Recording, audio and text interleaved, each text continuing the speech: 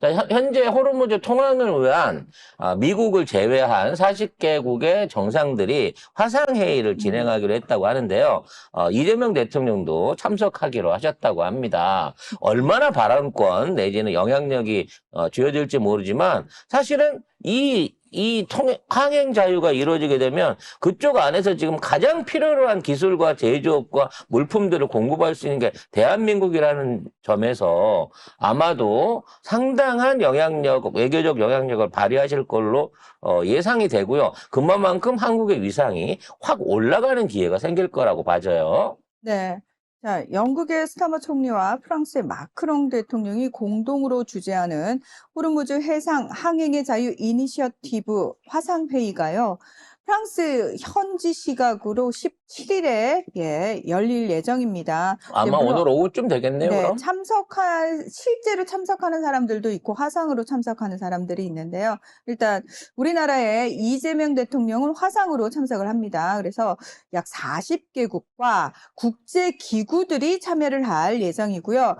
G7 유럽 국가 정상들, 영국, 프랑스, 독일, 이탈리아 정상들은 대면으로 프랑스 파리로 직접 갑니다. 근데 여기는 미국은 참여하지 않습니다. 이건 무슨 얘기냐면은 유럽이 주도하는 겁니다. 이제 유럽이 계속 제가 얘기했잖아요. 트럼프의 미국하고는 더 이상 같이 안 간다고. 그래서 진짜 본격적으로 그런 이제 간보는 시기도 다 끝났고요. 결정을 내렸고요. 구체적으로 다 행동을 하고 있는 것 중에 하나로 이런 것도 미국 빼고 열리는 겁니다. 미국이 유엔을 나가놓고 안보리를 소집을 했어요. 그래서 호르무즈 해협에 유엔 차원에서 다국적군으로 개입을 하자라고 하는 제안이 있었는데 러시아가 나서기도 전에 프랑스가 쌩을 까가지고 안 돼. 날려버렸고요.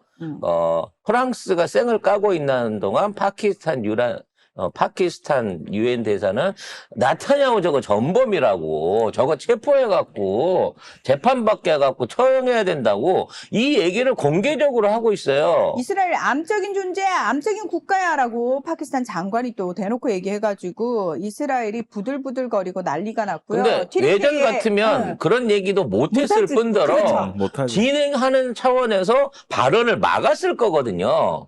근데 다 하라고 중계를 해주고 있는 거예요, 지금. 게다가 파키스탄이 지금 중재를 하고 있는 과정에서 이제 장관이 그런 발언을 하니까 이스라엘이 니들이 중재를 할 자격이 있느니 없느니 난리를 쳐도 파키스탄은 뭐라는 거야. 우리 중재국이야. 이러고 있고 미국도 1도 못 들은 척하고 있는 상황이고요.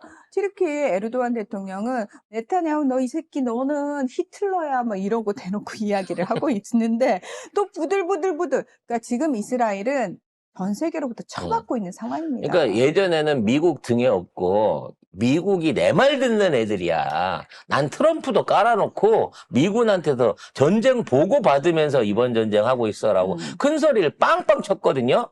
근데 예전 같으면 고분고분하게 다 말을 들어주거나 아니면 트럼프 봐서라도 어떻게든 체면 세워줬을 유럽 국가들이 한꺼번에 다 너 뭔데? 네가 뭔데? 이제 미국도 우리 상종 안 할 건데 미국 상종하는데 너까지 봐줘야 돼? 네 갑질까지 봐줘야 돼? 이러는 거라 네타냐후 이런 느낌 처음인데? 이러면서 매우 당황하고 있다라는 얘기가 있습니다. 이런 다구리 오랜만이야. 이거.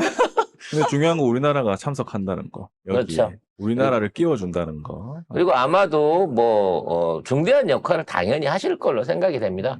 정말 대통령이 너무 바쁘세요. 이런 와중에 4대 그룹 총수를 이끌고 내일 모레 19일부터 24일까지 인도 베트남 순방을 나선다고 하시네요. 지금 걔들 기름 없어서 난린데 우리 대통령이 가신다고 하니까 현행 전 세계 최고 산유국 대한민국 대통령이 간다고 하니까 얼마나 극진하게 영접을 할지 모르겠습니다. 산유국. 네. 자, 이재명 대통령이요. 19일부터 24일까지 200명 안팎의 대규모 경제 사절단을 이끌고 인도와 베트남을 국빈 방문할 예정입니다. 일단 인도 같은 경우에는 현대차, 이 현지 법인 상장 및 거대 내수 시장 공략이 핵심이고요. 자, 베트남 같은 경우에는 발전소와 LNG 터미널 등 에너지 인프라 확대가 핵심이라고 합니다. 뿐만 아니라 중국이랑 하다 말아먹은 베트남 철도 사업부터 시작해가지고 그동안 이제 베트남이 감박하면서 일본 자금 끌어들여서 도시 개발, 그러니까 일종의 신도시 개발 사업 했다가 폭망했고요. 그 코로나로 한번 폭망했고, 중국 애들 불러다가 1대1로 자금 써가지고 철도 만든다고 했다가 양쪽이 다 서로 상대를 속이는 바람에 그 사업이 진척이 안 돼가지고 지금 교통 물류 인프라가 한 10년째 제자리 걸음을 하고 있는 상황인 거거든요. 거기에 발전량도 지금 갈수록 줄어들고 있어가지고 화력발전소, 그러니까 석탄을 쓸 수 없고 너무 탄소 배출이 많이 되니까 LNG를 활용한 이 화력발전소들을 필요로 하고 있습니다. 근데 다 예전에는 쉽게 말해서 일본한테도 던져주고 중국한테도 던져주고 한국한테도 던져주고 하면서 그쪽에서 돈 받아먹고 통수치고 이거를 계속 했었거든요. 돌아가면서 간을 보면서. 얘네들 수법이 그거예요. 수상총리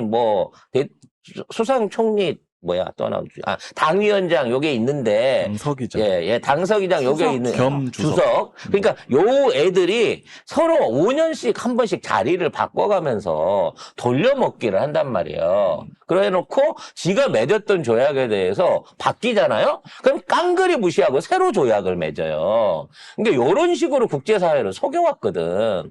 아마 이번에 그런 짓거리 못하게끔 단단히 뭔가 보증을 받는 상태에서 한국의 지원을 요구를 받고 있는 것 같습니다. 베트남 버르장머리 꼭 한번 고쳐주셔야 될 것 같고요. 인도가 이게 큰 시장입니다.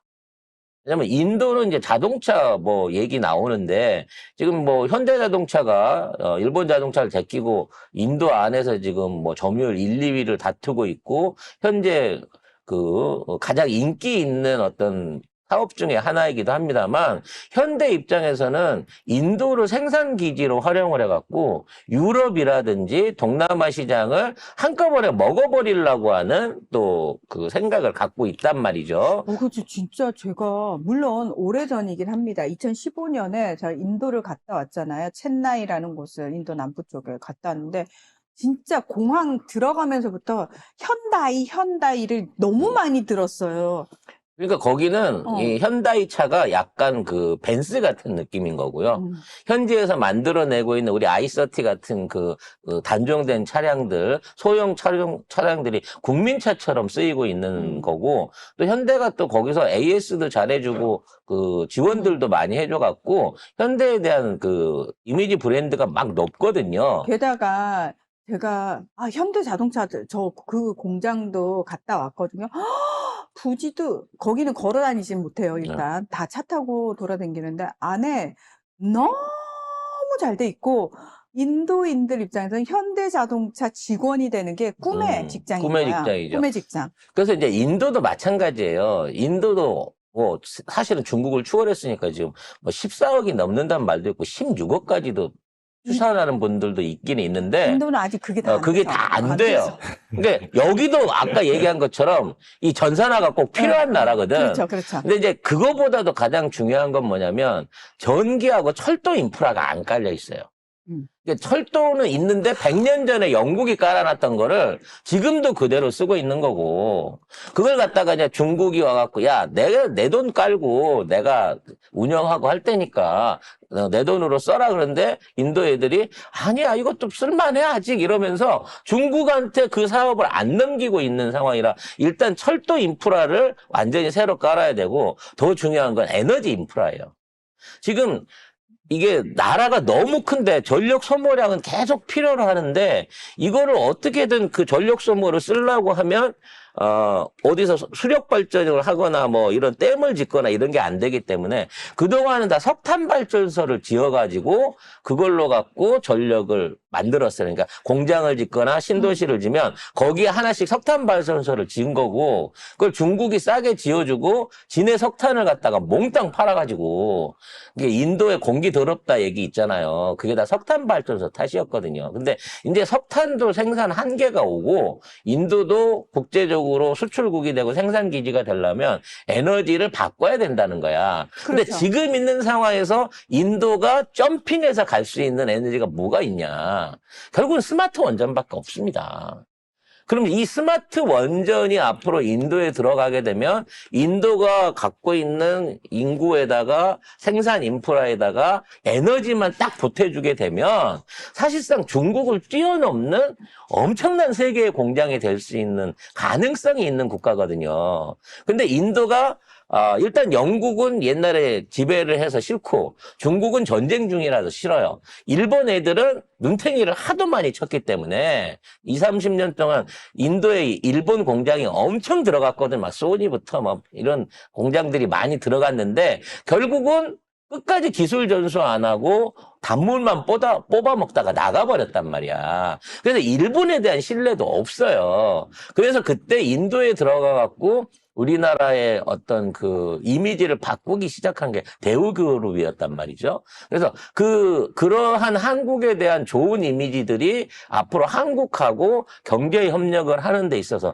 특히나 이제 우리는 이제 AI가 같이 붙어 있기 때문에 반도체와 AI 그리고 스마트 원전을 포괄적으로 포함하는 어마어마한 규모의 경제 유발 효과를 이번에 인도에서 만들어 오실 근데 걸로 기대가 됩니다. 인도가 지금 무기도 약간 해야 돼가지고 무기 국산화하고 인프라 현대화를 추진 이미 그 중이거든요. K9 자주포 자체적으로 바지라라고 해서 생산하고 있고요. 그 바지라 자주포로 중국 국경에서 지금 한 판이 중국이랑 싸워서 이기고 있잖아요. 그래서 앞으로 우리나라 KF-21이라든지 기타 다른 무기들에 대한 것들도 당연히 확대가 될 거는 당연한데 이 모든 걸 하기 위해서는 에너지 부분을 해결해야 되는 거예요.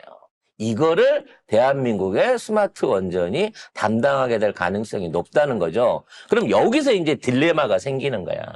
원전의 본체와 운영 기술에 대한 거는 현재까지도 대한민국이 하드웨어, 소프트웨어를 다 갖고 있어요. 상용할 수 있는 원전을 만들어보고 파일럿이라도 돌려보는 나라는 대한민국밖에 없습니다, 지금. 그래서 그 상업 원전에 대한 그 원자로, 그러니까 스마트 원자로를 만들 수 있는 국가도 두산의 에너빌리티밖에 없어요. 그 원자로를 단조해갖고 만들어낼 수 있는 그 기술과 하드웨어를 가는 게 우리밖에 없어. 우리가 유일하게 안 갖춘 거는 핵연료봉이라는 거지. 근데 인도가 어떤 나라예요? 합법적인 핵 보유국이잖아요. 자체적으로 핵탄두를 만들고 핵을 쓸 수 있는 국가라는 거지. 그래서 지금 미국이랑 프랑스가 서로 우리 같이 핵 개발하자라고 얘기하고 있는데 여기에 인도도 그럼 나랑 같이 합시다. 인도에서 만들어서 쓰는 스마트 원자로는 내가 연료 만들게 라고 할 수 있는 또 하나의 협력거리가 있다는 거죠. 그러니까 우리는 연탄 보일러를 파는데 연탄은 안 나요. 그리고 연탄은 쓰기도 귀찮아. 연탄 만들기도 막 지저분하고 연탄재도 버려야 되고. 근데 이걸 자체로 조달할 수 있는 국가들이 야, 너는 보일러만 팔아. 내가 연탄은 대줄게 하는 나라들이 점점 늘어나고 있는 거예요. 미국, 프랑스, 인도까지. 그래서 솔직히 베트남 크게 기대 안 합니다. 베트남이라고 하는 나라가 성장하고 있지만 베트남도 지금 뭐 K 원전이랑 우리는 이제 히토류 그 얘기를 하는데 한계가 좀 뭐랄까 불분명한 나라예요. 솔직히 베트남에서 히토류 파오려고 했으면 내가 파왔어 3년 전에. 히토류가 있는데 히토류를 파갖고 한국까지 끌고 나올 데가 없어서 베트남에서 자원 개발을 못해요. 하려면 인도네시아나 아니면 다른 국가가 하는 게 훨나. 매장량만 있을 뿐이지 거기서 캐갖고 싣고 나오질 못하는 게 베트남이기 때문에 베트남은 한 수 접어줘도 됩니다. 그냥 이번에 인도 가시는 참에 아랍에미레이트나 사우디를 뛰어넘는 엄청난 경제 규모의 못을 좀 보따리를 한번 챙겨갖고 오셨으면 하는 바람입니다. 그러니까 이제 우리 대통령이 또 겸손해가지고 미리 설레발을 안 치세요. 안 치시지만 가면 확실하게 하시거든. 그렇기 때문에 이번 순방을 통해 가지고 얻어지는 성과에 대한 부분도 국붕찬 소식들 송 작가 TV를 통해서 가장 먼저 체크해서 알려드리도록 하겠습니다.